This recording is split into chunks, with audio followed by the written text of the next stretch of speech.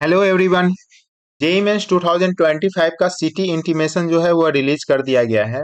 और अब जो तुम लोग का एग्जाम होने में केवल 10 दिन बाकी है, ठीक है। और ये 10 दिन में कैसे तुम्हें पढ़ना है वो सारी चीज बात करेंगे।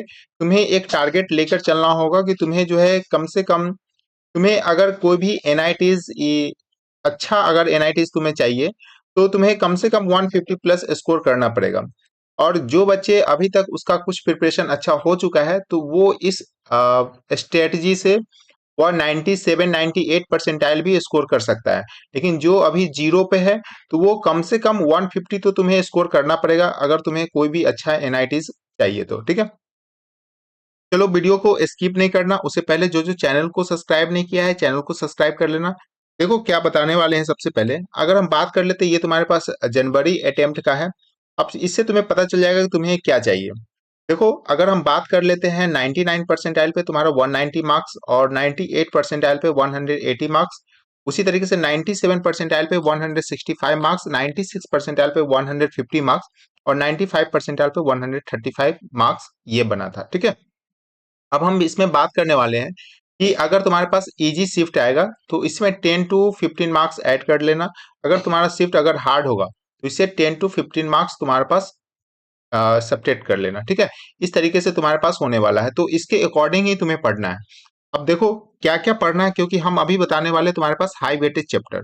हाई वेटेज चैप्टर इसलिए बताना चाह रहे हैं क्योंकि तुम्हारे पास अभी जो है केवल तुम्हारे पास 10 दिन का समय है।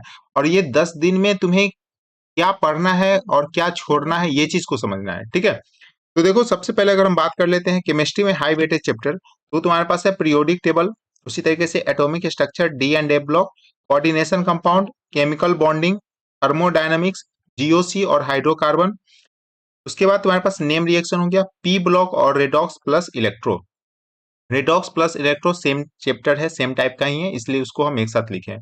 अब इसको करना कहाँ से है, तो इसके लिए हम जो है एक अभी तुम्हारे पास जेई मेंस का 30 मिनट सीरीज ला चुके हैं, जिसमें कि हर चैप्टर का जितना भी इंपॉर्टेंट थ्योरी है, फॉर्मूला जितना भी है वो सब हम करा रहे हैं। हम लिंक जो है डिस्क्रिप्शन में दे देंगे। साथ ही साथ उसके बाद तुम्हारे पास क्या है कि पीवाईक्यूज क्वेश्चन सॉल्व करना है। तो पीवाईक्यू क्वेश्चन भी हम 2025 का टोटल तुम्हारे पास 250 क्वेश्चन है, वो सारे क्वेश्चन हम करा रहे हैं। तो लिंक उसका भी हम डिस्क्रिप्शन में दे देंगे, वहां से जाकर देखना। हम चैप्टर वाइज करा रहे हैं, तो यहाँ से तुम्हें करना है, और जो जो चैप्टर्स तुम्हें हम करा रहे हैं वहां पे करना है। उसके बाद साथ ही साथ तुम्हें पीवाईक्यूज भी सॉल्व करना है साथ में एडिशनल, ठीक है। ये तो हम सिर्फ तुम्हारा इंपॉर्टेंट क्वेश्चन करा रहे हैं, बाकी बात तुम्हें बुक से एडिशनल क्वेश्चन को भी सॉल्व करना है, ठीक है। उसके बाद नेक्स्ट अगर हम बात कर लेते हैं मैथ्स में, तो मैथ्स में तुम्हारे पास हाई वेटेज चैप्टर के लिए अगर हम बात कर ले तो मैथ्स में तुम्हारे पास जानते हो कि इसमें बहुत ज्यादा लेंदी पेपर आता है। तो ज्यादा चैप्टर्स अगर तुम्हें नहीं करना है तो फिर जो मोस्ट इंपॉर्टेंट चैप्टर है वो हम बता दे रहे हैं। जैसे तुम वेक्टर कर सकते हो, 3D कर सकते हो, मैट्रिक्स एंड डिटर्मिनेंट कर सकते हो, रिलेशन फंक्शन, क्वाड्रेटिक कर सकते हो।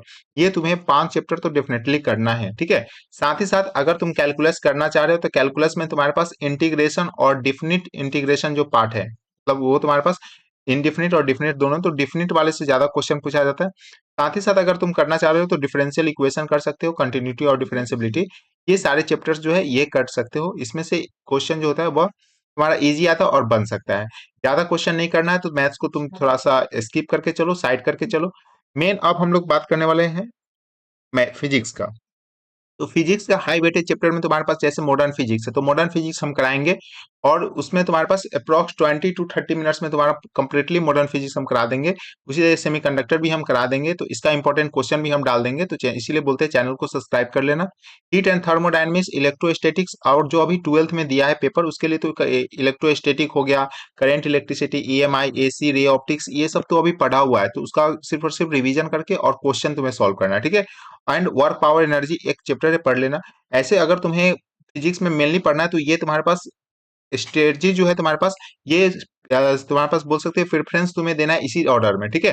जैसे सबसे पहले तुम्हें मॉडर्न फिजिक्स कंप्लीट करना है, 3 चैप्टर है उसको, उसके बाद सेमीकंडक्टर को, हीट एंड थर्मोडायनेमिक्स, इस तरीके से तुम्हें ऑर्डर को फॉलो करना है, ठीक है।